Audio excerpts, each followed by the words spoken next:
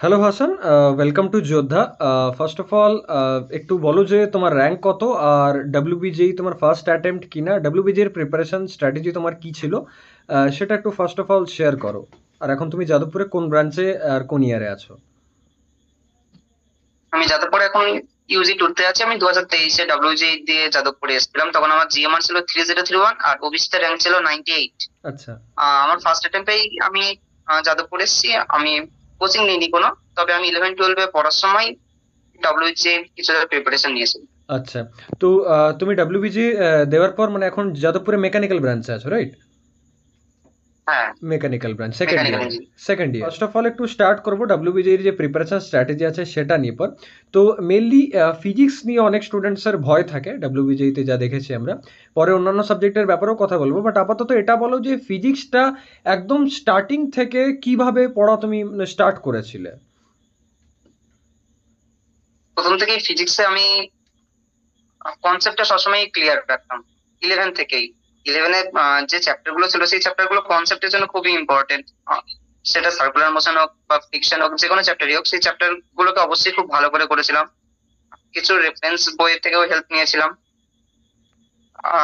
আর যদি কোনো চ্যাপ্টারে কিছুটা বুঝতে অসুবিধা হতো তাহলে সেটা আমি অনলাইনে ক্লাস করেও দেখে নিয়েছিলাম, কিন্তু কনসেপ্ট ক্লিয়ার রেখেছিলাম। আচ্ছা, তো একটু মেনলি যদি বলি যে ডাব্লিউবিজি এর পয়েন্ট অফ ভিউ থেকে ফিজিক্সের কোন কোন চ্যাপ্টারসগুলো ইম্পর্টেন্ট একটু যদি কাইন্ডলি মেনশন করো। 11-12 মিলিয়ে সব থেকে বেশি ইম্পর্টেন্ট আমার মনে হয় কারেন্ট এন্ড ইলেকট্রিসিটি। আচ্ছা। এছাড়াও ইলেকট্রোস্ট্যাটিক আছে, ম্যাগনেটিজম আছে, হিট ট্রান্সফার এন্ড ডাইনামিক্স আছে। আচ্ছা, এই চ্যাপ্টারগুলো ইম্পর্টেন্ট। ওকে, মানে আমি বলতে চাইছি হ্যাঁ, ফিজিক্স থেকে কোশ্চেন আসার টেন্ডেন্সি কিরকম অ্যাকর্ডিং টু ডাব্লিউবিজি, মানে প্রিভিয়াস ইয়ার বা যা কিছু এখন অব্দি কোশ্চেনের যে ট্রেন্ডস, সেটা কিরকম আছে তোমার কি মনে হয়? মানে নিউমেরিক্যাল বেশি আসে নাকি থিওরিটিক্যাল বেশি আসে নাকি অ্যানালিটিক্স কোশ্চেন বেশি আসে? নিউমেরিক্যালটা বেশি আছে। নিউমেরিক্যালটা বেশি আসে। আচ্ছা, নিউমেরিক্যাল কি লেন্দি হয় না কোনো কারণে ট্রিকি হয়? লেন্দিও হয়, ট্রিকিও হয়। লেন্থের কথাটা বলতে গেলে যেই মেনে মেনলি বেশিরভাগ সময় লেন্দিটা থাকে। আর ডাব্লিউজি তে কিছু কিছু কোশ্চেন লেন্থ থাকে আর ট্রিকি কোশ্চেনও থাকে। ট্রিকি কোশ্চেন থাকে। আচ্ছা, ওভারঅল মিক্স আপ যদি থাকে দুটোরই। আচ্ছা, ওভারঅল যদি কম্পারিজন করি জেই মেন্সের ফিজিক্সের সাথে ডাব্লিউবিজির ফিজিক্সের, তাহলে কোনটা ইজি কোনটা টাফ কি মনে হয়? অবভিয়াসলি যেই মেন্সের ফিজিক্স বেশি টাফ। জেই মেন্সের ফিজিক্স কিন্তু বেশি tough। সেই দিকেই যেই মেন্সে, হ্যাঁ, যেই মেন্সের ফিজিক্স বেশি টাফ। আর যেই মেন্সে টাইমটা অবশ্য বেশি পাওয়া যায়, কিন্তু ডাব্লিউজি টাইমটা শর্ট পড়ে যায়। আচ্ছা, আর জেই মেন্সের কি কোশ্চেন অনেকগুলো থাকে। সিলেবাস ডাব্লিউবিজির থেকে বেশি, মানে এক্সট্রা কিছু আছে কি না আলাদা কি? যেই মেন্সে কিছু এক্সট্রা থাকতে পারে, এক্সট্রা থাকতে পারে, ওকে। কিছু আচ্ছা। কিছু। আচ্ছা। হয়তো চ্যাপ্টার গুলো সেম, কিন্তু হুম হুম। সেগুলোর রেঞ্জ গুলো অনেকটা বেশি। মানে টপিকস হয়তো এক্সট্রা কিছু অ্যাডেড থাকে।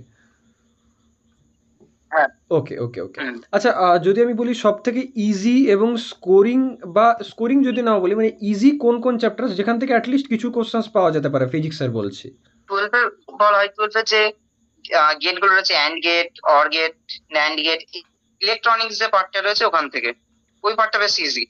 আচ্ছা যেরকম ডায়োড হয়ে গেল বা এইসব কোনো পার্ট গুলো, ওগুলো ইজি, ওখান থেকে স্কোরিং চ্যাপ্টার ওগুলো। আচ্ছা আচ্ছা, ওই ওই পার্টগুলো থেকে করা যেতে পারে। আচ্ছা, নেক্সট আরেকটা কথা বলবো যে ফিজিক্সের জন্য ইম্পর্টেন্ট বই কি কি সাজেস্ট করবে তুমি কোনো একটা স্টুডেন্টকে? Obviously errorless physics. Errorless physics. ওটা ওই বইটাই যথেষ্ট। আচ্ছা, মানে ওটা কি শুধুমাত্র কনসেপ্টের জন্য না হুম। নিউমেরিক্যাল প্র্যাকটিসের জন্য? ওই বইটা এতটা মোটা, ওতে সবকিছুই ইনক্লুড করা আছে। আচ্ছা, কনসেপ্টও আছে এবং তার সাথে সাথে নিউমেরিক্যালও পাবো। আচ্ছা, প্রিভিয়াস ইয়ার কোশ্চেন থেকে হ্যাঁ, ফিজিক্স কতটা রিপিট আসে, মানে কনসেপ্ট বা কোশ্চেন কিরকম কি রিপিট আসে প্রিভিয়াস ইয়ারের পয়েন্ট অফ ভিউ থেকে যদি বলি? পুরো পুরোপুরি কোশ্চেনটা রিপিট না হলেও সেটার কনসেপ্টটা রিপিট হয় আচ্ছা, কনসেপ্ট রিপিট হয়। ফিজিক্সে। আচ্ছা আচ্ছা, ঠিক আছে। হ্যাঁ। আর নেক্সট আমি বলবো যে ধরো category one, category two, category three তো থাকে। ক্যাটাগরি ওয়ানে আমরা দেখেছি যে নেগেটিভ মার্কিংটা আলাদা রকম, ক্যাটাগরি টু এ হয়তো নেগেটিভ মার্কিংটা আলাদা, আবার ক্যাটাগরি থ্রিতে হয়তো নেগেটিভ মার্কিং নেই।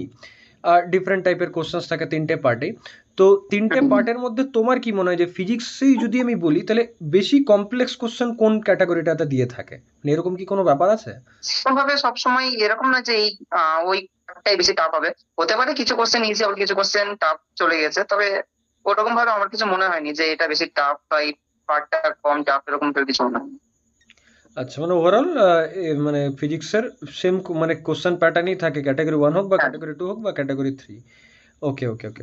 ঠিক হুম। আছে হাসান, থ্যাঙ্কস এ লট এত কিছু ইনফরমেশন শেয়ার করার জন্য ফিজিক্সের রিলেটেড। আপকামিং টাইমে আমরা ম্যাথস হোক বা কেমিস্ট্রি হোক সেই রিলেটেডও কিন্তু কনভারসেশন আনবো। দেন প্লিজ বি কানেক্টেড। হ্যাঁ।